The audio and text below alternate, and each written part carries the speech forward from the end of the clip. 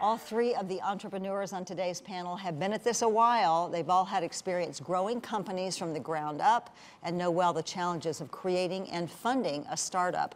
Joining me today are Ingram Leedy. He is founder and CEO of Elephant Outlook. Good to have you here, Ingram. Tom Tangritti is president and chief executive officer for Dais Analytic Corporation. And also John Morrow, USF St. Petersburg, an entrepreneur in residence and a founding member of Gazelle Labs. Good to see you. Thanks for being here today, gentlemen. Thank you for having us. Let's start, Ingram, my home county of Polk County. That's Good to right. have somebody here represented by the Polk County That's area. right. Winter Haven. I didn't know they have elephants there, but they have elephants there too. All right, tell us about Elephant Outlook. Elephant Outlook is an email security and compliance company. We deal with protecting our clients' information. And elephants are the symbol of protection, and that's basically what we do. Really? Mm-hmm. Is that a universal known fact? I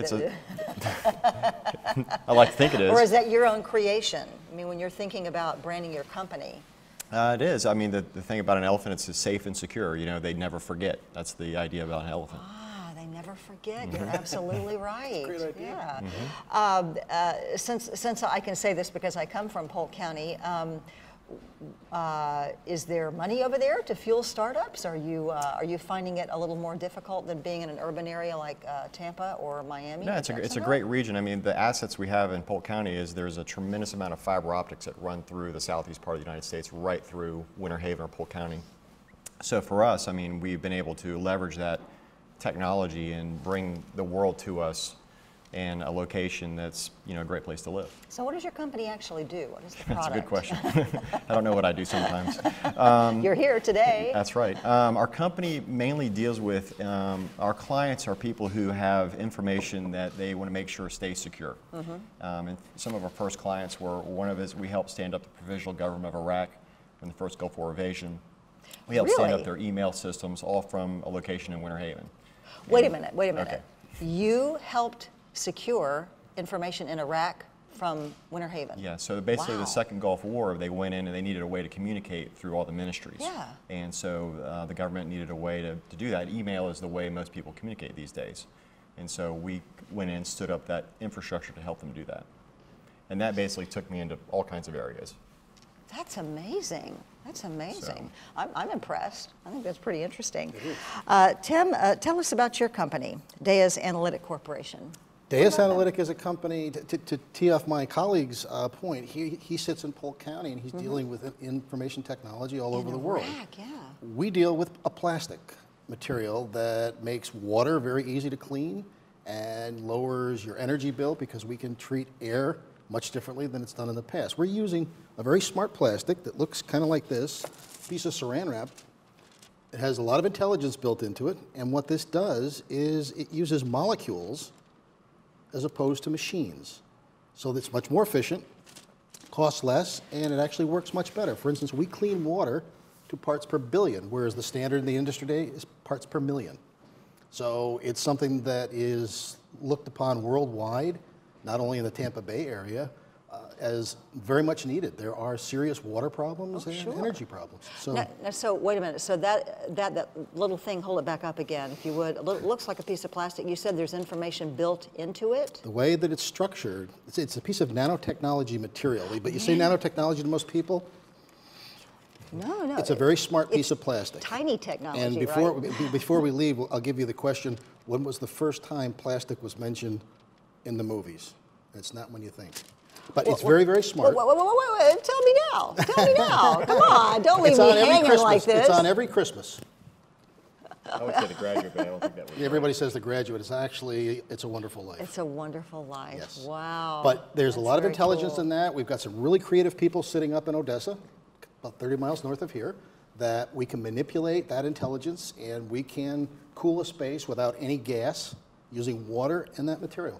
Okay, so I know this might be a stupid question, but is that used as a filtration system? That's a real good way of putting it. In certain cases, it's a filtration system for moisture and temperature.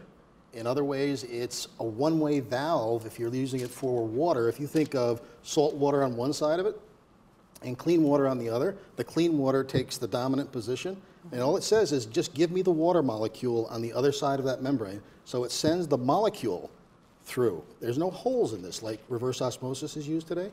So it's a very, very simple technology, but it's something that has taken a long time to make work, and it's an international opportunity for energy and water. We can store energy in this.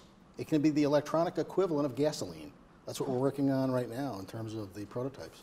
So all of this is available to see in terms of prototype units sitting up in Odessa. Wow. John Morrow, tell us a little about how USF is involved in an alliance to help entrepreneurs like this. Well, what we're looking at doing is trying to be a shared voice for some of the lead entrepreneurs in the area to make Tampa Bay be known as the best place, or one of the best places in the country to start and grow a business. We've started an initiative called Tampa Bay 620 Plan, which is trying to be a collective voice for the community and what are the right ways to move to be able to do that. We feel like that a couple of things are the first prongs of that, and that is we need to have a better funding pipeline here. There's a lot of money in Tampa Bay, and there's a lot of funding that goes on in Tampa Bay. There's a few holes in that pipeline which cause some very promising companies to have to leave and go elsewhere to get that funding. So we want to solve that problem. The other problem is that we need specific kinds of talent developed here that we currently are having a gap in filling. Tampa Bay Technology Forum and Hillsborough County Development are working on an actual gap analysis to try to understand that. So there's ways to deal with that too, is we actually perform, have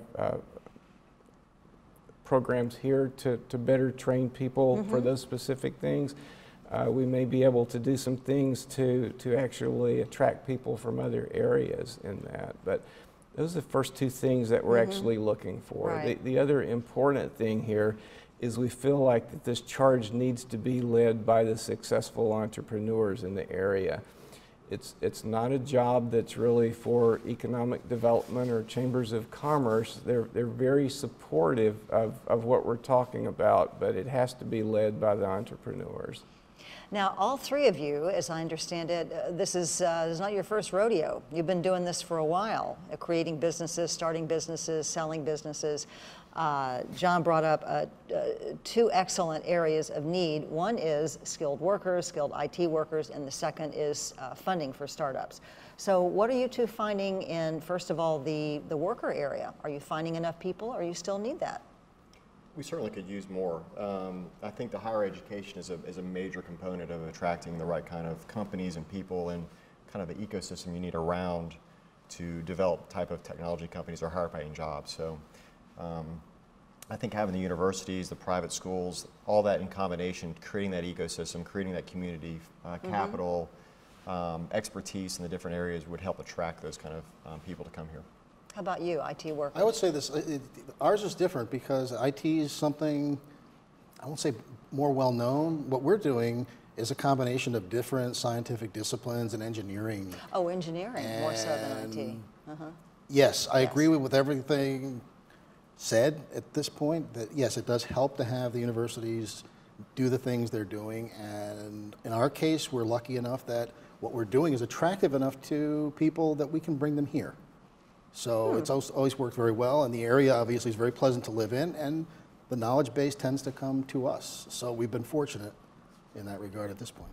Now, John mentioned that some startups unfortunately had to go elsewhere to find funding sources. You two are both in the Tampa Bay area. It must be a reason that you feel like you can stay here and fund your businesses. We've done everything shoestring. I mean, we're a true entrepreneur, basically, stair-step model, and not until recently have we been able to really attract the kind of capital to take new ideas and move them to, that's something new for me. And I think I'm starting to see a lot more interest in that area where there might be more capital available and that kind of take an idea and move it faster than normal. And you're in Tampa Bay, and you must find it a good environment for your business? Energy and water, sunshine, all those things, absolutely. It's a perfect place for the company.